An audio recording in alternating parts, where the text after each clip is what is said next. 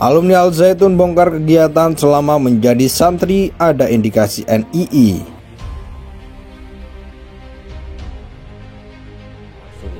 Dan bisa memberikan konsesi ataupun izin kepada jajaran NII yang tersebar di seluruh Indonesia ini untuk mengumpulkan infak zakat sedekah dari umat dari seluruh Indonesia yang ada, dan jumlahnya itu sangat banyak, sangat besar. Dan dari kita bisa membayangkan dari satu kabupaten saja di Indonesia itu ada sekitar 500-an kabupaten. Di satu kabupaten saja itu perharinya bisa mengumpulkan pada waktu itu tahun-tahun 95 itu 8 juta rupiah per hari. Indikasinya itu yaitu orang-orang yang datang 200.000 orang itu dari mana, sedangkan kita penghuninya itu cuma 20.000. Kalau katakan kerabat dari 20.000 ini dikali berapa biar jadi 200.000? Kan katanya tadi masuk Al Zaitun itu susah. Lalu orang ada kepentingan apa datang ke situ untuk mendengarkan ceramah 1 Muharram? Jadi kalau acara Muharram itu yang selain 200.000 orang itu di sana udah jadi sebuah rutinitas, yaitu penggalangan dana yang orang-orang dari daerah tertentu, misalnya dari Jakarta Barat, Jawa Tengah, macam-macam itu, dari sebut kontingen mana, mereka tuh masukkan uang yang memang ada di depan itu kayak acara wisuda gitu atau apalah kayak gitu. Tuh uang sekian ratus juta, puluhan juta kayak gitu. Nah, jadi pemerintah bagaimana caranya agar DITI ini bisa jauh dari masyarakat? Maka pemerintah kemudian menciptakan satu lembaga, satu organisasi yang radikal, satu organisasi yang sesat dan menyesatkan. Inilah yang namanya NII Komandemen Wilayah 9. Jadi NII KW 9 itu adalah organisasi Islam yang sesat dan menyesatkan yang dibuat oleh pemerintah sendiri.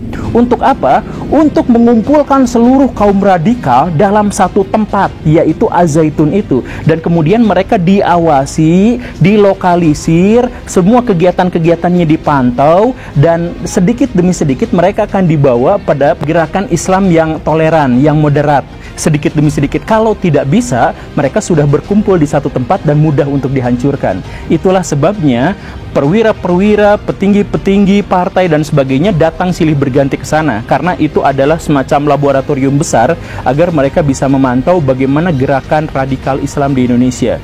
Jadi orang-orang yang tegakkan syariat Islam, tegakkan khilafah dan sebagainya, itu dikumpulkan di situ, dilokalisir di situ, agar semuanya bisa dipantau. Ini sama seperti kerja Amerika Serikat waktu menciptakan ISIS. Ini dalam teori konspirasi ya. Ya, doktrin KW 9 yang sangat umum itu adalah bahwa berdakwah itu adalah sholat. Jadi berjalan ke sana kemari itu udah dianggap sholat. Jadi mereka jarang sekali untuk melakukan sholat. Kemudian mereka ramah dengan banyak orang karena bukan tertutup.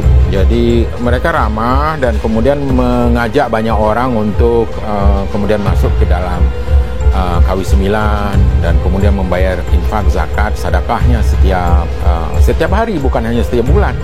Setiap hari, bahkan kalau sanggup diperas setiap hari. Cukup besar, dan itu hanya benar-benar dari infak dan zakat yang tadi Bang Haidar bilang ya? Iya, bahkan di sana ada zakat tatawu lagi, bahkan ada zakat mal, zakat harta. Jadi semua orang yang sudah baru masuk ke dalam NII KW 9 itu langsung diporoti, langsung diambil, disuruh jual rumahnya, disuruh jual mobilnya, motornya, semua kedainya, tokonya dan sebagainya disuruh jual itu, dan semua uangnya disuruh masukkan ke dalam itu. Banyak rumor yang beredar jika di dalam pesantren yang berada di wilayah Indramayu, Jawa Barat ini selain dijadikan sebagai tempat pendidikan, tapi dijadikan pula sebagai tempat perekrutan kader-kader NII baru. Ada indikator yang mengarah bahwa pondok pesantren ini tersambung dengan NII KW 9. Salah satu indikatornya adalah adanya pengumpulan dana dengan cara bersedekah sejumlah uang dalam sebuah kegiatan tertentu. Tim TV One News pun mencari tahu kebenaran hal tersebut dari orang-orang yang pernah mengenyam pendidikan di dalam Pondok Pesantren Al Zaitun.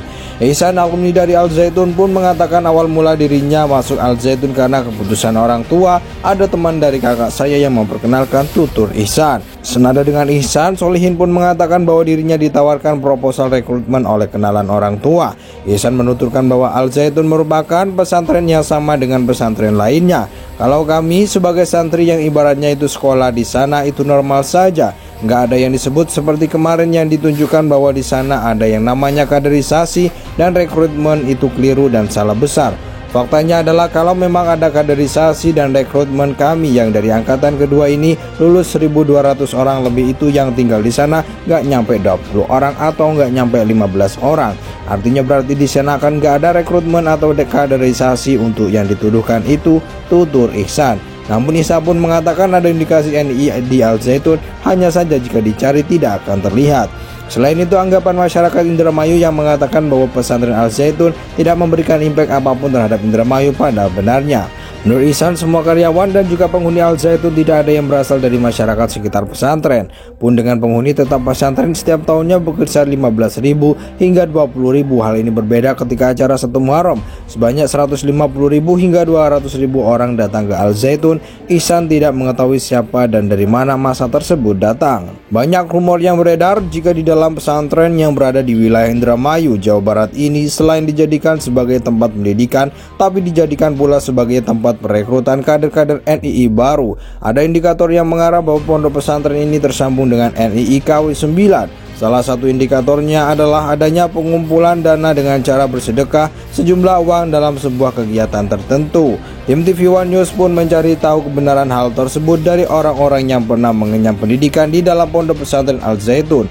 Ihsan, alumni dari Al Zaitun, pun mengatakan awal mula dirinya masuk Al Zaitun karena keputusan orang tua. Ada teman dari kakak saya yang memperkenalkan tutur Ihsan. Senada dengan Ihsan, Solihin pun mengatakan bahwa dirinya ditawarkan proposal rekrutmen oleh kenalan orang tua. Ihsan menuturkan bahwa Al Zaitun merupakan pesantren yang sama dengan pesantren lainnya. Kalau kami sebagai santri yang ibaratnya itu sekolah di sana itu normal saja.